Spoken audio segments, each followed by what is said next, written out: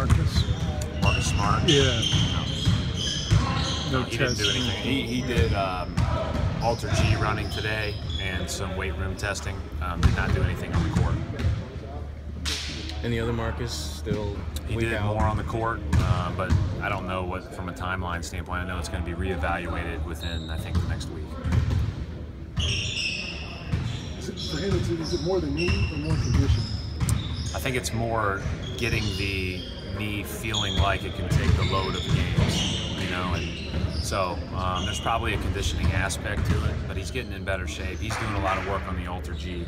He's doing a lot of work where he's taking pressure off that, and again, he'll be reevaluated, you know, hopefully this weekend, and see where we can go from there.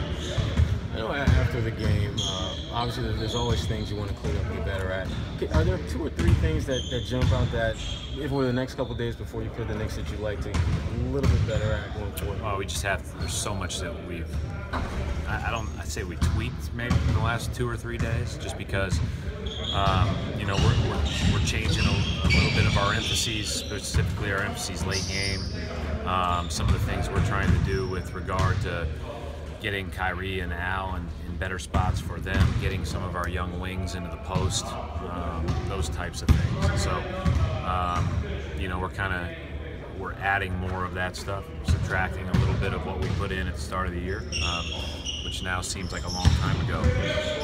I thought that, you know, I almost felt like in the last 3 days it's been, you know, like we're early in training camp again in a lot of ways. So it was really good to play the way we played last night. It wasn't perfect. We missed a ton of shots, missed a ton of free throws, made some mistakes here and there, but we played with purpose and we played hard, which we've done, to be honest, for the better part of the first 3 games, I thought. And with a lot of young guys, obviously, thrusting to a more prominent role now, talk a little about just their learning curve and just how that's being speeded up in essence a way. Well, yeah, I mean, we talked today, like, you know, everybody talks about young players having to learn by going through experience, and it's like, why don't we just watch film and learn it, you know, and learn from things that we can control in the near term, and let's beat the age thing. Let's not talk about the age thing. Let's talk about how we can be better at what we can control and how we can learn and grow every day, and everybody expedite the learning curve, because they're going to get opportunity all the way down the line. So it's let's not focus on trying to learn from experience. Let's focus on learning from every day, and see if we can't get a little bit better every day. What made you decide to go with Jabari last night? His defensive presence was what stood out. And then the other thing is I knew that when he caught the ball, he was going to let it fly, and he was just going to be him. He doesn't have much hesitation. He doesn't have you know, much fear. He's just going to go out and play. And defensively, I think he's got a chance to be really good. Brett, shoot around yesterday, you said something along the lines of the next 5 months for Gordon. We all latch onto that like we do. Is there any significance to that time? No, I mean, I was just speaking generally more focused on like trying to keep him engaged and active, but there's no timeline, and like has been said, we're not anticipating having him back this year. But I got a lot of questions about that from a lot of people. Kyrie said something to a fan last night that sort of caught fire on the internet. Have you heard about that? Yeah, I think he's been talked to by the league. I'll let him answer that. I wasn't there. I haven't even seen the video. Yeah. What do you say as a coach to your guys in the event of something like that? You guys know what the right thing to do is. So people make mistakes. Hopefully they learn from them and move on. But you know, there's a right and wrong, and if you're in the wrong, you have to own up to it. And that's it.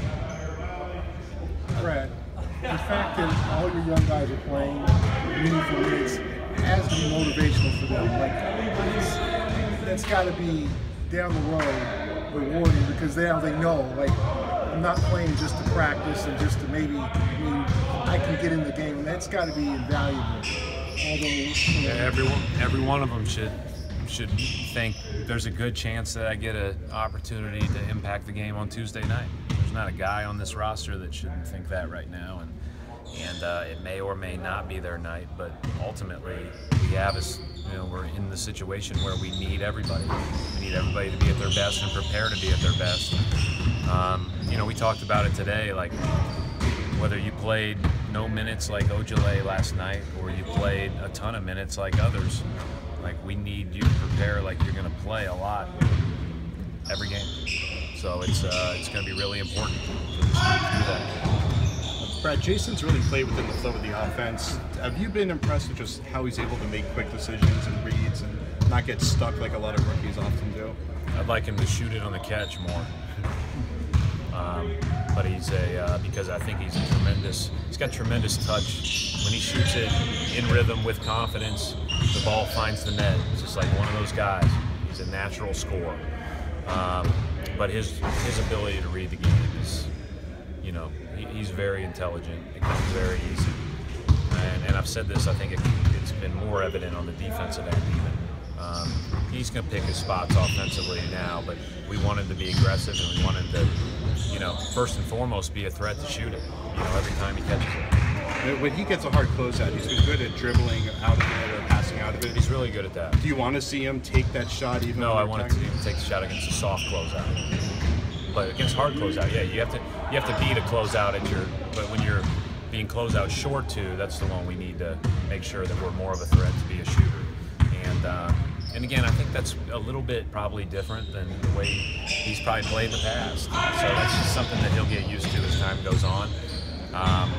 But I guess it should feel pretty good if you're 19 years old and your coach is begging you to shoot it.